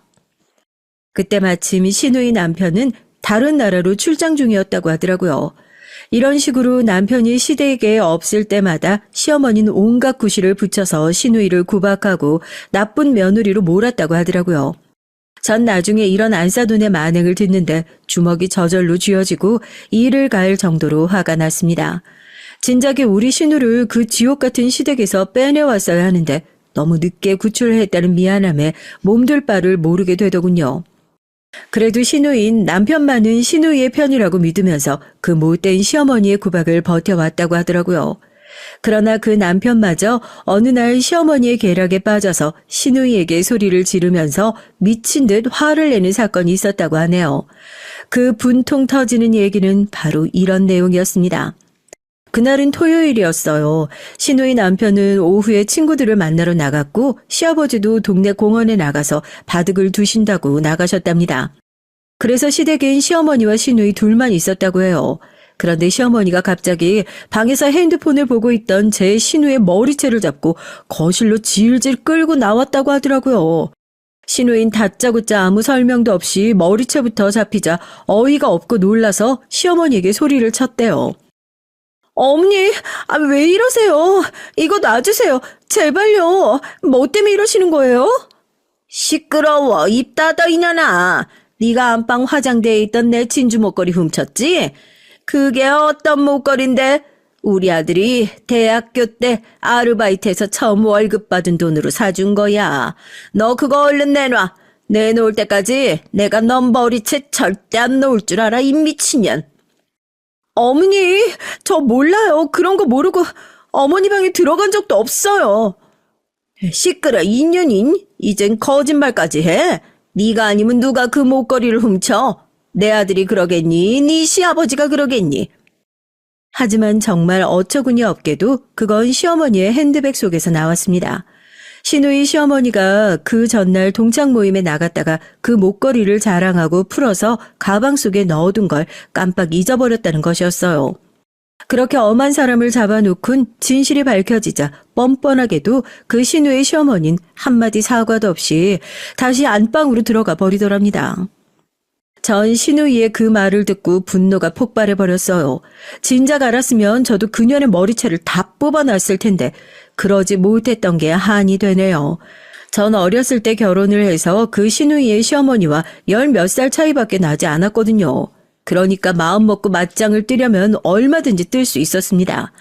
그런데 문제는 시누이 남편이 그 자초지종을 시누이에게 다 듣고도 자기 어머니 편을 들었다는 것이었어요. 신우이의 남편은 그래도 시어머니가 한 번은 잊어버렸을 수도 있지 않느냐고 아무렇지도 않게 말하더랍니다. 아무리 그래도 시어머니가 어떻게 며느리한테 사과를 할 수가 있겠냐면서 제 시누이 보고 그냥 빨리 잊어버리라고 했다는 거예요. 아니 여러분, 우더른이 잘못했으면 사과하면 안 되나요? 어디에 그런 법이 있어요? 아무리 그랬다 한들 오히려 나이를 먹었다면 잘못한 일에 대해선 사과를 하는 게 윗사람의 바른 태도가 아닌가요? 시누이의 하소연을 듣고 나자 전 그놈의 집구석에 대해서 이해를 할 수가 없더라고요. 이제까지 그 집에서 시누이가 얼마나 몸고생과 마음고생을 했을까 하는 짠한 마음이 들었습니다. 그래서 전 시누이에게 며칠간 우리 집에서 지내면서 시댁으로 들어가지 말라고 했어요. 시누이의 남편이 와서 잘못했다고 빌 때까진 우리 시누이를 내주지 않을 거라고 말했습니다. 그땐 시누이도 마음을 심하게 다쳤는지 시댁에 돌아가고 싶지 않다고 하더라고요. 그래서 전 남편에게도 말했어요. 절대 이번엔 그냥 넘어갈 수 없다고요. 남편도 자기 동생을 함부로 의심한 시어머니나 마음 다친 시누이를 위로해 주지도 않고 자기 엄마 편을 든 처남을 용서할 수 없다고 하더라고요. 그랬더니 3일 만에 그 집구석에서 연락이 왔습니다. 시누이의 시어머니가 바로 시누이 친정 엄마인 우리 시어머니에게 전화를 한 것이었죠. 우리 시어머니는 이런 일련의 사건을 전혀 모르고 계시다가 사돈이 전화해서 막말을 퍼부으니 어이가 없으셨다고 하더라고요. 사부인, 어떻게 그 집안은 가정교육을 그딴 식으로 시켜요? 사흘이 다 되도록 며느리가 집에 안 들어오고 버티고 있어요. 시어머니가 몇 마디 좀 했기로써니 팩 토라져가지고 자기 오빠 집으로 숨어버린 며느리가 어디 있습니까? 얼른 딸한테 전화해서 시댁으로 돌아오라고 하세요. 아니면 저 그 집안하고 인연 끊을 겁니다. 안사두는 자기 할 말만 하고 우리 시어머니가 뭐라고 대꾸를 하기도 전에 전화를 그냥 끊어버리셨다고 하더라고요. 시어머니는 득달같이 저한테 전화를 해서 자초지종을 물어보셨죠.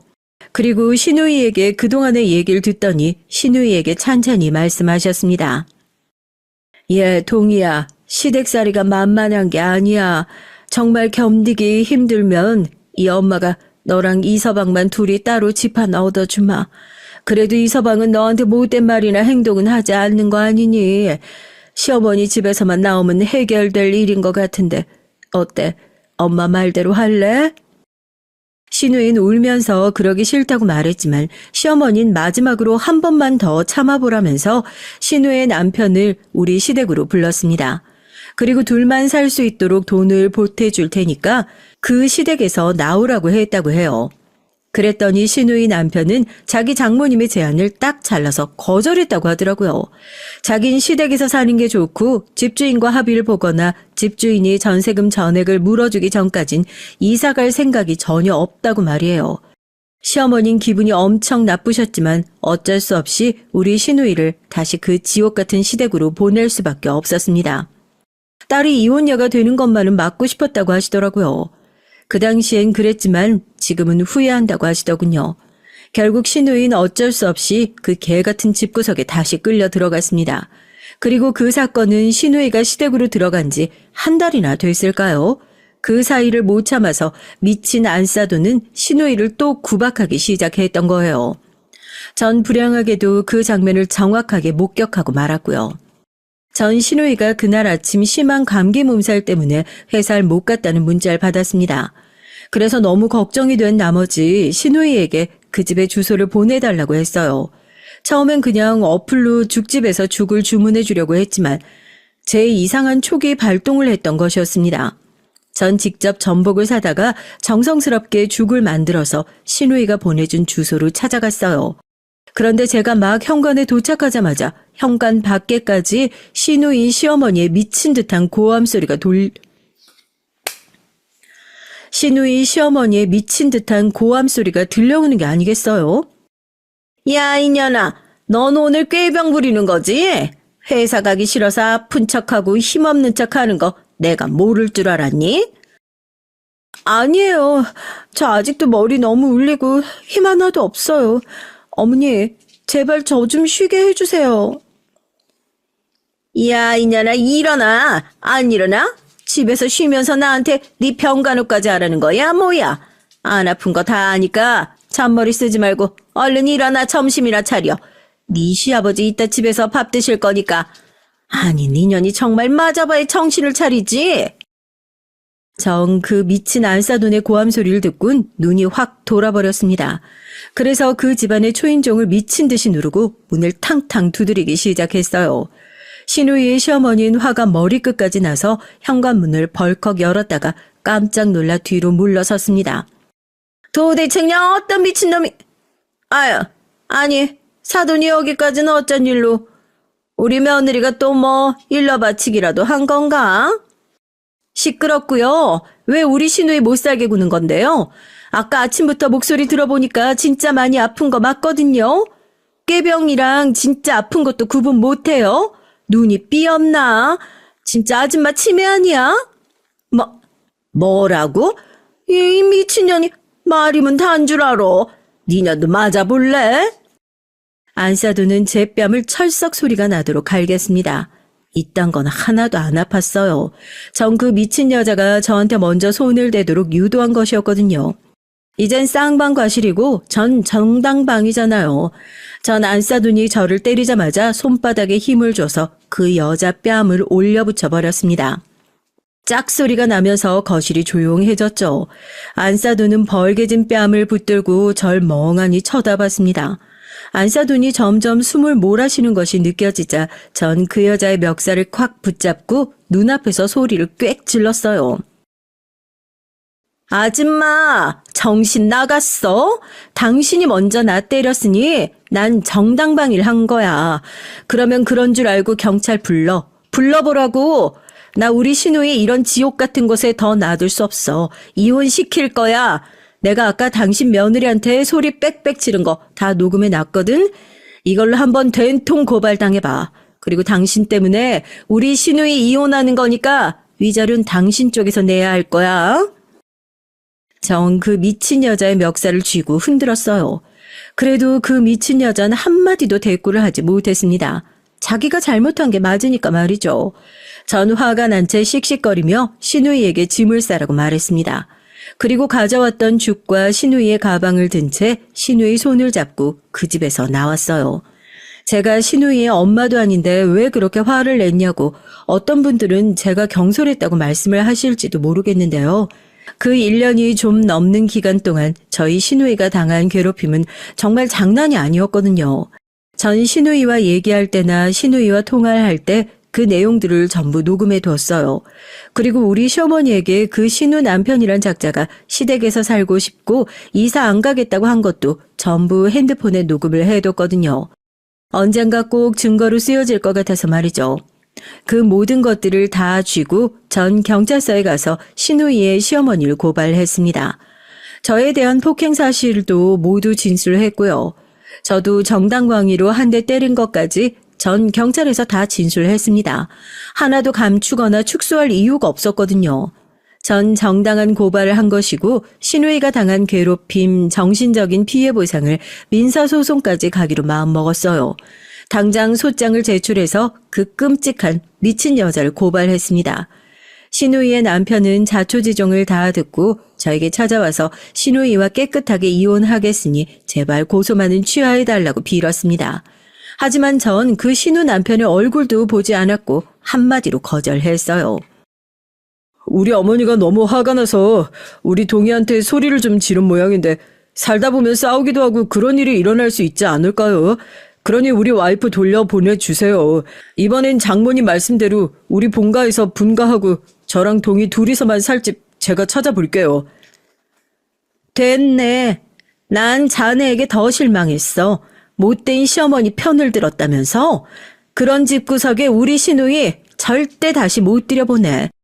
이제 자네랑 시누이 이혼시킬 거니까 그런 줄 알고 가서 이혼장이나 기다려. 저의 시어머니도 딸이 이제까지 그 미친 시누이의 시어머니에게 그 정도로 당했을 줄은 몰랐다고 하더라고요. 이번만은 너무 화가 나셨다고 하시면서 얼른 시누이를 이혼시켜야겠다고 하셨습니다. 제가 그날 아침 그 댁의 현관에서 녹음한 것들을 들려드리니 제 남편도 시부모님도 화가 머리끝까지 나셨어요. 여보, 안 되겠네요. 그 개차반 같은 집안에서 우리 동이 하루라도 빨리 빼내와야겠어요. 당신도 그렇게 생각하시죠? 그래, 나도 그 여자 그렇게 미친 짓까지 할 줄은 생각도 못했네. 난 내가 딸을 심약하게 키운 건가 해서 괜히 우리 딸한테 뭐라고 했잖아. 우리 동이가 이렇게 구박받고 산 것도 모르고. 미안하다, 우리 딸. 그러니까 우리 금쪽 같은 귀한 동생에게 이런 막말을 퍼붓고 아프리한테 밥을 차리라고 해? 그 여자 진짜 미친 여자 아니야? 시어머니는 초췌한 얼굴에 우리 시누이를 꼭 안고 눈물을 흘렸습니다. 그리고 그날은 우리 시누이 곁에서 모두 잠을 잤어요. 시누이가 안심할 때까지 시어머니는 오래오래 시누이를 안고 등을 두드려 줬다고 합니다. 우리 시누이는 그 일 때문에 우울증이 와서 정신과 치료를 1년 이상 받아야 한다고 했거든요. 그 정신적 손해배상까지 더해서 시누이는 이혼한 후에 위자료로 2억을 받게 됐습니다. 전 정말 승률이 좋다고 소문난 이혼 변호사를 시누이에게 붙여줬고요. 제 딸같이 업어 키운 시누이가 시댁에서 이런 푸대접을 받고 그 때문에 신경쇠약까지 걸리게 되니 제가 얼마나 화가 났는지 여러분들도 짐작이 가시리라 생각합니다. 전 돈은 얼마가 들어도 좋으니 저 못된 안싸돈에게 꼭 벌을 줬으면 좋겠다고 변호사에게 부탁하기까지 했어요. 변호사님은 그 의뢰와 부탁을 잘 들어줘 이혼 소송은 시누이 쪽의 승리로 끝났습니다. 전 아직도 그 미친 집안에서 시누이를 빼내온 것을 제 인생에서 제일 잘한 것으로 생각해요. 물론 전혀 후회하지도 않고요. 그 못된 안싸도는 벌을 받아야 하고 그 집안과 연을 끊는 것이 시누이의 남은 인생에 도움이 될 것이 분명하니까 말이죠. 이혼녀라는 꼬리표보다 정신병 걸릴 것 같은 그 집안과 연을 끊어버리는 것이 훨씬 더 나은 선택이라는 것이요. 여러분들도 그렇게 생각하지 않으시나요? 저희 신우는 친정으로 돌아온 뒤부터 빠른 속도로 건강을 되찾고 얼굴에 졌던 그늘도 없어지기 시작했습니다. 역시 맨날 싫은 사람들과 얼굴을 맞대고 살다가 마음 편해지는 친정에 오니까 시누이도 쉽게 좋아지지 않았을까 추측해봅니다. 그리고 시누이는 이혼한 남편과의 사이에서 아이가 없었던 것이 정말 다행이었다고 생각한다고 하더라고요. 만약 애라도 생겼다면 그렇게 쉽게 이혼이 성립되지도 않았을 거고 양육권 다툼 때문에 골머리가 아팠을 거라고 하더군요. 저도 그 시누이 의견엔 전적으로 동의합니다. 지금은 한 달에 한 번 병원에 다니면서 시누이인 이혼 위자료를 받은 걸로 카페를 차리게 됐어요. 그 전부터 회사를 그만두고 싶어 했었고 남편과 이혼도 한 마당에 같은 회사에 다닐 수 없는 게 아니겠어요. 전 남편을 회사에서 만나는 것도 너무 껄끄러운 일이니까요. 시누인 바리스타 학원을 다니면서 커피 관련 자격증을 땄고 카페를 차리기 전에 남미로 여행을 가서 커피밭들도 둘러보고 왔습니다. 그리고 그쪽에 커피 원두 공장과 직접 계약을 했다고 하더라고요. 정신없이 바빠야지 다른 생각이 들지 않을 것이라고 정신과 의사도 시누이가 좋은 선택을 했다고 했답니다. 카페 창업을 알아보면서 시누이는 어느 때보다 행복한 얼굴로 다니고 있어요. 이젠 남자도 연애도 아무 것에도 관심이 없다고 하더라고요. 우리 시어머니는 그래도 아직 30대인 신우가 다른 남자를 못 만날까봐 싶어서 조바심을 내기도 하시는데요. 그런 시어머니의 속내를 알고 전 시어머니에게 이런 말을 했습니다. 어머니, 세상에 인연은 따로 있을 거예요. 남자가 세상 인구의 반인데 언젠간 우리 신우도 다른 사람 만나게 되겠죠. 인생은 기니까 벌써부터 그렇게 조바심 낼 필요 없다고 생각해요. 이제 이혼한 지 1년도 안 됐는데 어떻게 다른 남자 만날 생각을 하겠어요. 지금은 하고 싶은 일 시켜주고 가만히 지켜보기만 하는 게 좋을 것 같아요. 그래, 아직 젊은데 어쩌겠니. 지금은 아직 병원도 다니고 확실히 정상적으로 돌아온 게 아니니까 내가 너무 급하게 서두른 게 잘못이다. 우리 동이가 결혼한다고 했을 때 좀 더 생각해 보라고 했으면 이런 일이 없었을 텐데 너무 안타깝다. 이번엔 그런 일이 없어야지. 네 말이 맞아. 이제 한 걸음 물러서서 지켜보자꾸나. 지난달에 카페 일을 시작하자마자 시누인 저에게 도움을 청하더라고요. 언니에게 서빙이나 과자 만들기 같은 걸로 좀 도와달라고 하길래 저도 신우이의 카페에서 알바로 취직을 하게 됐습니다.